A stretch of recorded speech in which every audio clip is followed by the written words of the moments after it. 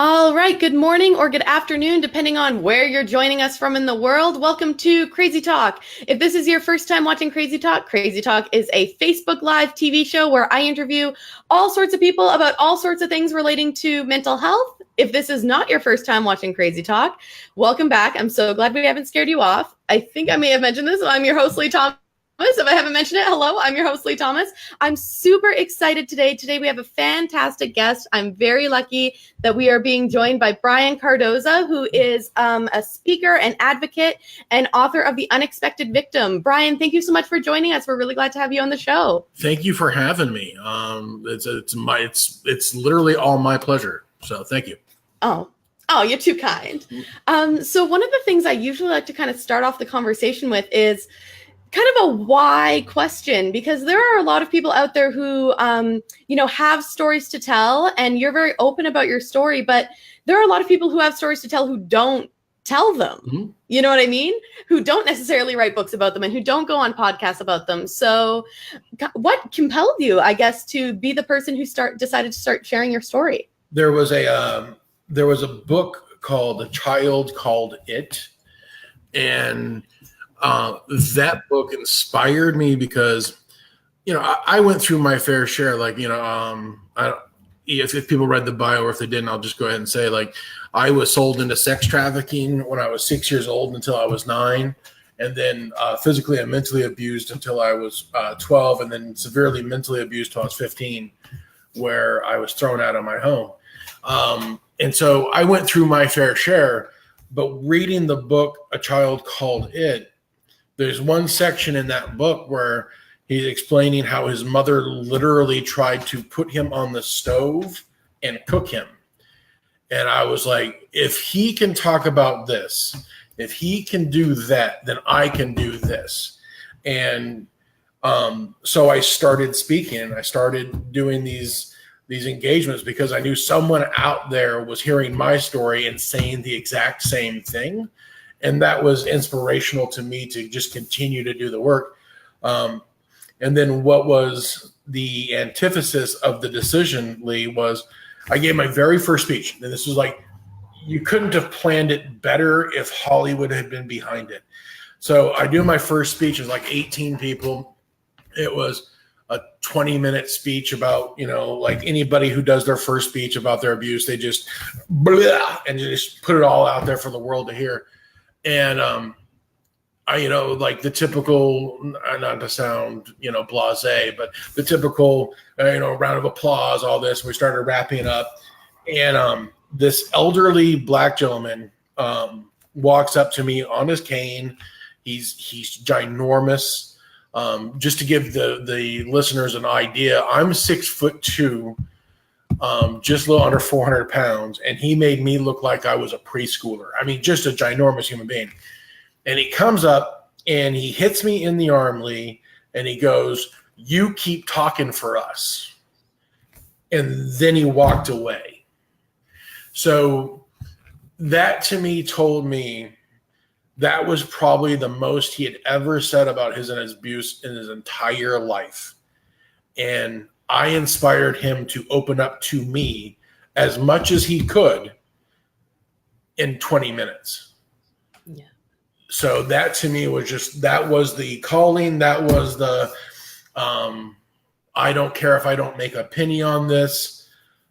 I'm going to help my fellow brothers and sisters of sex abuse and of abuse, because they need to know there is a recovery, and you're in charge of your own recovery, just like, peer support teaches. But you can do this.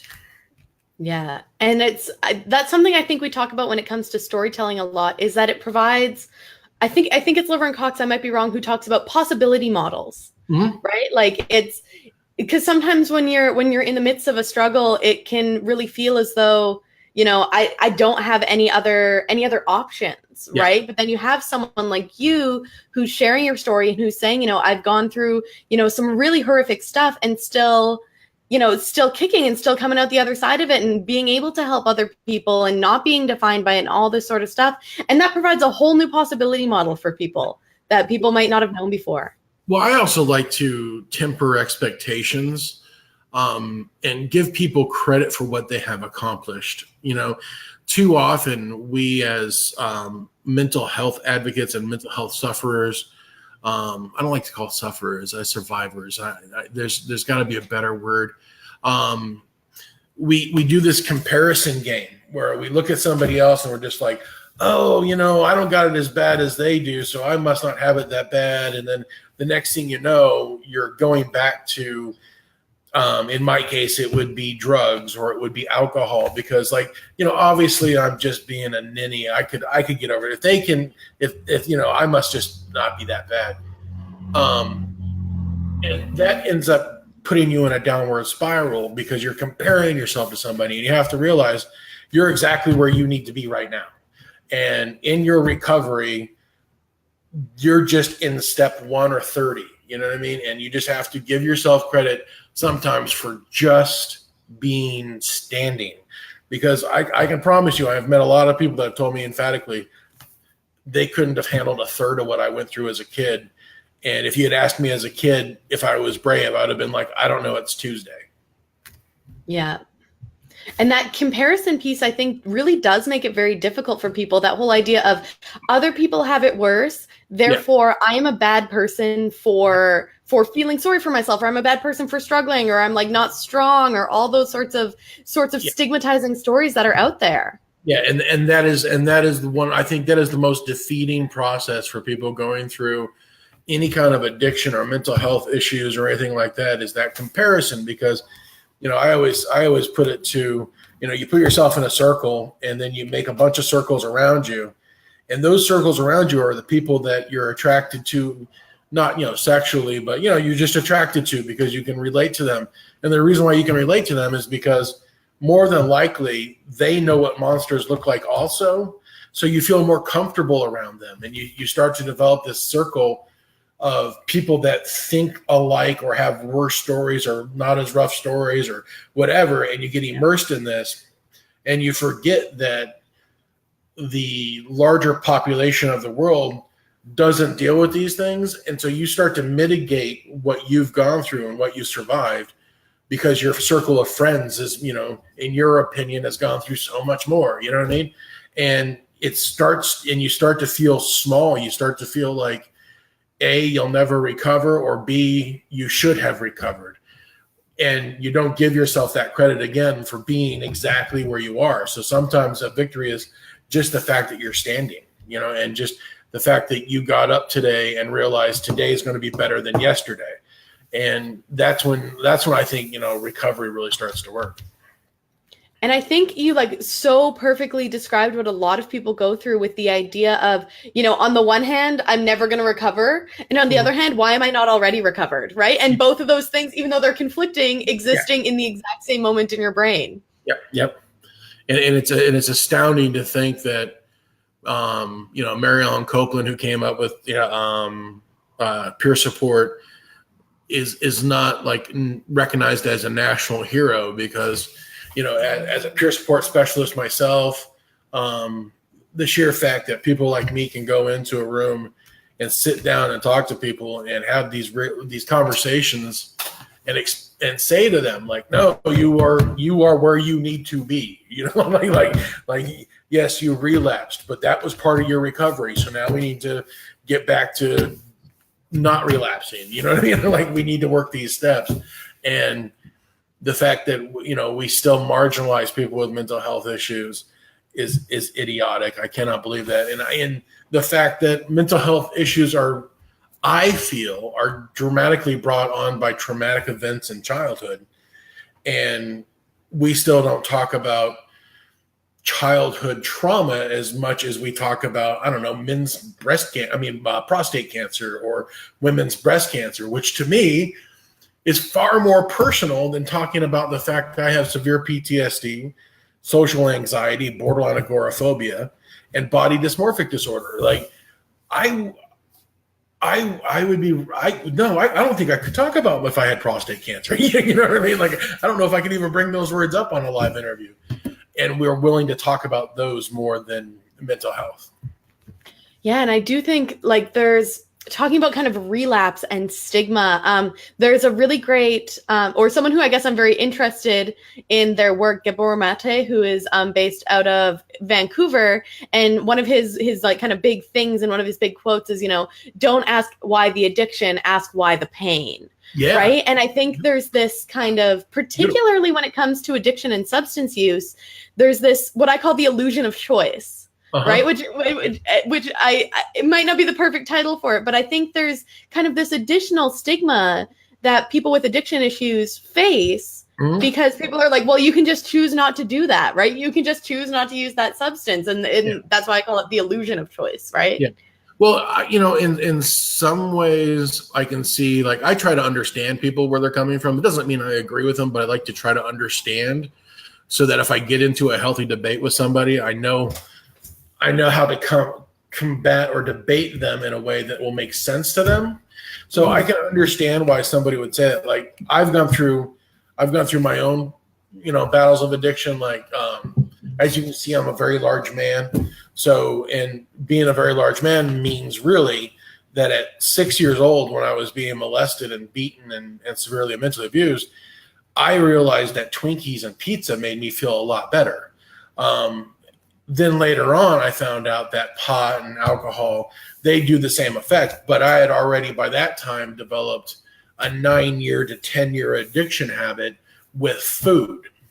So I feel personally that food addictions are the absolute worst of all the addictions and the hardest to kick.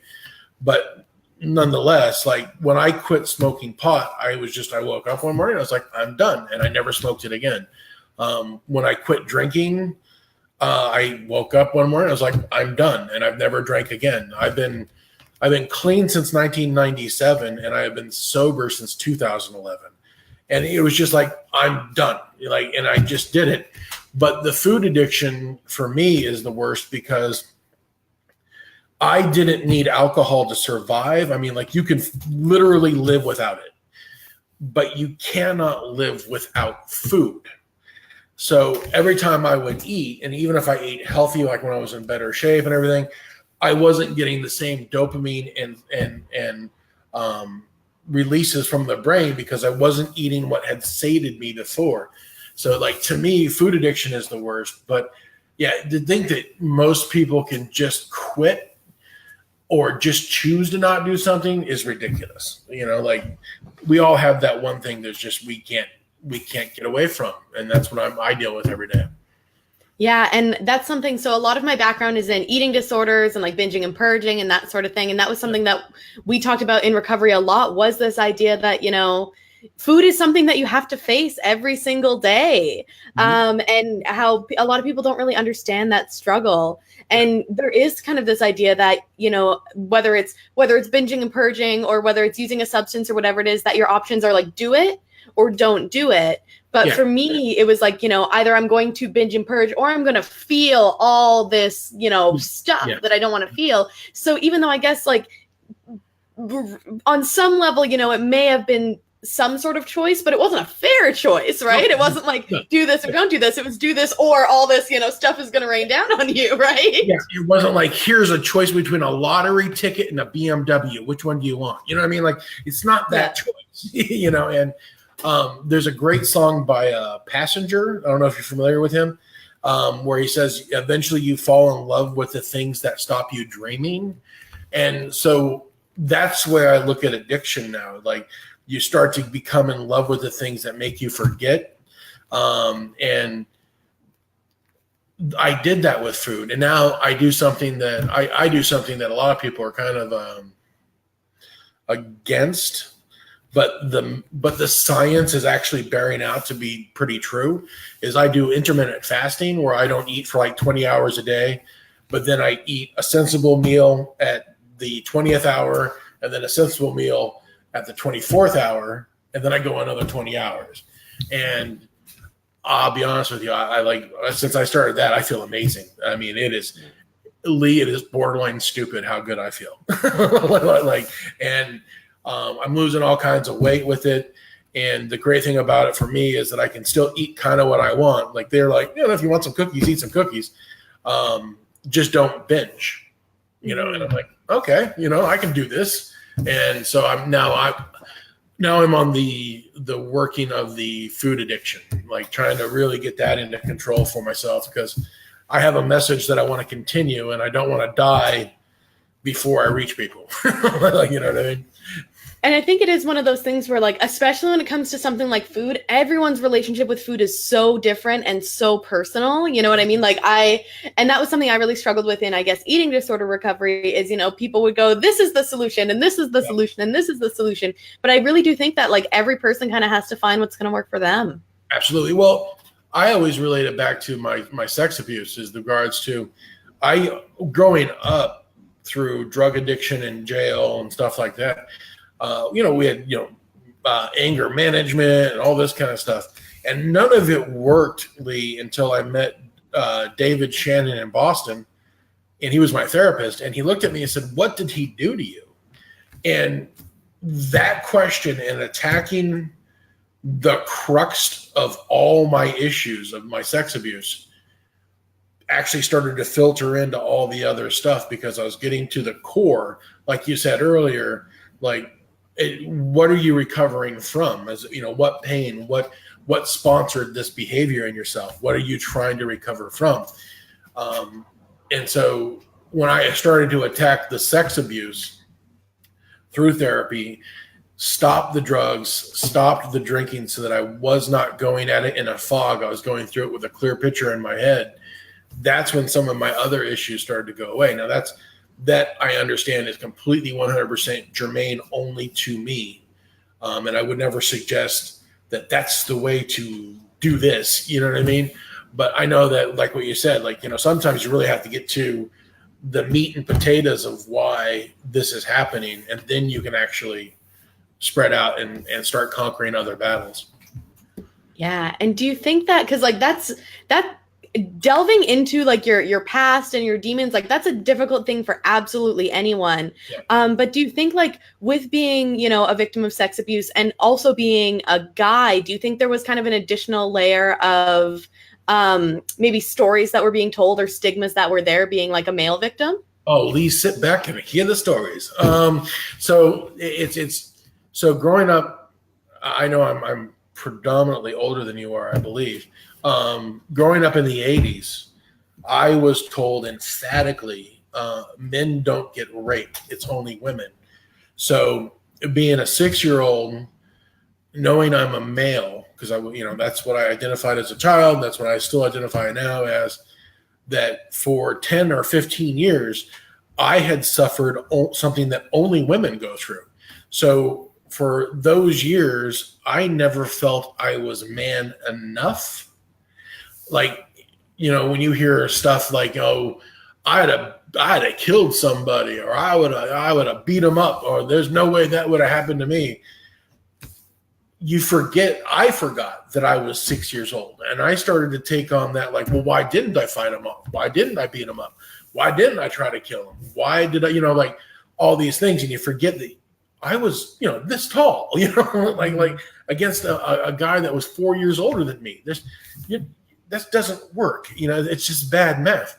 So I had to go through all the mistakes, which is one of the reasons why I ended up in jail for a little while. Was, my friends would go out drinking, I drank more. My friends would get a bag of weed, I smoked more. When my friends would have a one-night stand, I had 2. You know what I mean? Like, I had to do everything double because I felt that I was lacking in masculinity, and discrediting the fact that I identified as a male. So that already made me masculine. I didn't need to prove anything. Like that's how I was raised, that's how I was made. So the sheer fact that we had so much misinformation about male survival for the vast majority of my maturity got me bad. And until I started the therapy, and until I started doing the charity work that I do now, did I realize, I have brothers that have suffered also. Like, I'm part of the Bristol Comb Project. I don't know if you're familiar with that, on 1and6.org. It's a worldwide David Lezak. He goes around the world and he takes photos of male survivors, does a short bio of them, and tells the world about what they went through. And there's only like 200 of us, and it's worldwide. You know what I mean? But there's 200 of us that came forward and said, yeah, this happened to me. And those 200, honestly, like it's like a brotherhood. Like when we're in another town and we're like, hey, any Bristol Cone brothers? Like, boom, and we meet up for dinner and lunch, and it's back to that analogy. Like, I know what monsters look like, and so do you. And it's just like, boom, we connect. And it's really kind of weird because it's a brotherhood that I never thought I would have, you know? Yeah. And that community piece is so important. And I was, anyway, I had to send in this bio about, it's something that I'm not allowed to announce yet. So anyway, I'm trying to like talk around it. But it was a story that I was very embarrassed and ashamed of sharing, but it was a story that I decided to share anyway. And one of the questions that someone asked was, why are you sharing this story? And it was kind of like, I know that it's important that we share these stories that make us feel ashamed and that make us feel embarrassed and that make us feel scared. And like, it's important that we show those monsters that we kind of want to hide. Yeah. Even though it's so counterintuitive, right? It's like, I want to hide this part of me, but if I hide this part of me, I can't find my people, right? Like I can't find the people who know that same monster. Does that make sense? I look at it like looking for the shore on a dark and cold and foggy night. If you don't put out your own light to reflect a light off of the shore, you're never going to see the lifeguard station or the rocks in front of you. It's just, you just not. If you just go inside your cabin and hide and turn off all the lights and hope that you don't hit the shore, that's not going to work. I mean, like, you really have got to put it out there. You really have got to say, like, who went through this just like I did, or who went through something similar. And then you start to find your lighthouses, and then you start to find your beacons, and you start to find your safe areas, and you find some areas that suck, you know what I mean? But at the same time, I don't know. I mean, for a male survivor, I have found more areas that really suck. But the lighthouses and the beacons that I found so much surpass the suck part. You know what I mean? So it's like, it's completely worth it. Yeah. One of those situations where, like, because I think there sometimes is this, I guess, overly optimistic or overly positive message that kind of gets out there where it's like, if you learn to accept yourself, everyone else will accept you too. And it's like, that's not always true. But when you find the people who do accept you, it's like, it's so amazing and worthwhile, right? It really, really is magic.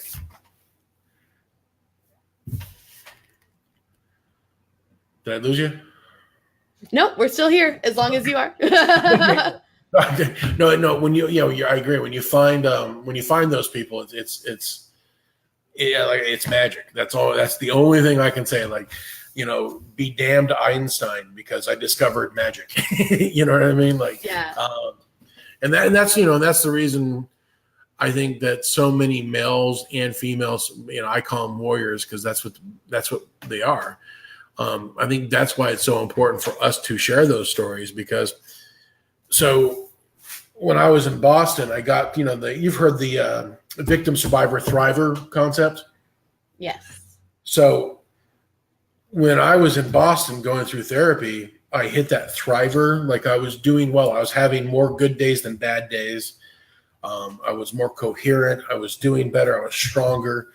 And I could have lived within that thriver space for the rest of my life, Lee. I mean, like, and I'd have been happy. I'd have been content.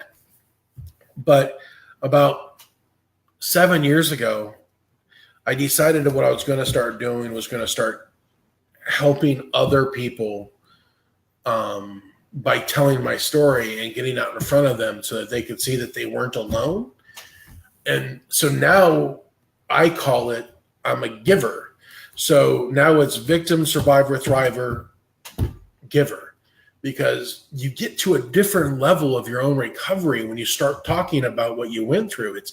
It's insane. And it's like you were saying earlier, it seems counterintuitive that I'm telling you my weaknesses and it's making me stronger. And so what I do is I always try to challenge the group that I'm speaking in is I went victim, survivor, thriver, giver. So then I challenge every single person in the room to come up with the next word for themselves. Like, what's the next step in this process? And everybody gets their own process. And there's got to be a step beyond giver because there was a step beyond thriver. So, let's continue this process. That's amazing, and not something I thought about, because I also kind of very much see myself in that giver role, and I guess I haven't put a whole lot of thought into like what next. But that's going to be a question that I'm like percolating for probably the rest of the week. That's definitely got me thinking. So you've accepted the challenge. Yeah, well, I'd like to think so.